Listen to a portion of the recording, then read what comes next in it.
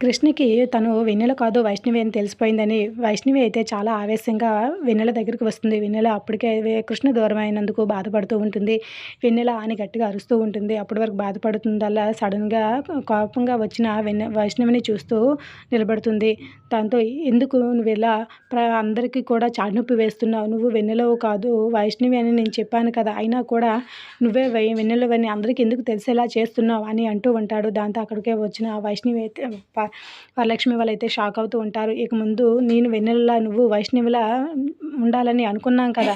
ఆ మాట ప్రకారమే కదా నువ్వు నాకు మాట ఇచ్చావు కదా! కృష్ణతో నేను ఉండాలని, తనని నేను మోసం చేసి పెళ్లి చేసుకున్నానని అమ్మకు తెలిస్తే గుండాగి చచ్చిపోతుందని, ఇక నుండి నువ్వు వైష్ణవిలా నేను వెన్నెలలా బతకాలని అనుకున్నాం కదా! మళ్ళెందుకు అందరికీ తెలిసేలా నువ్వు చేస్తున్నావు అని అంటూ ఉంటే, ఆల్రెడీ కృష్ణకి ఆ నిజం తెలుసు కాబట్టి పెద్దగా రియాక్ట్ అవ్వడు. కానీ వరలక్ష్మితో పాటు అక్కడ అందరూ కూడా షాకింగ్‌గా వైష్ణవి వైపు, వెన్నెల వైపే చూస్తూ ఉంటారు.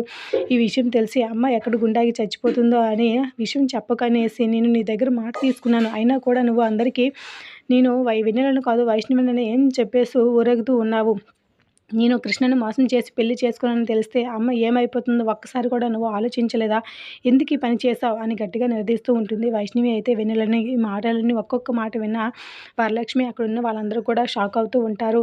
ఎందుకు అంత మౌనంగా ఉన్నావు? సమాధానం చెప్పు. నేను కృష్ణని మోసం చేసి పెళ్లి చేసుకున్నాను. తనని ఇష్టపడి పెళ్లి చేసుకున్నాను. తను మోసం చేశాను కానీ నా ప్రేమ మాత్రం మోసం కాదు. అది నీకు కూడా తెలుసు కదా!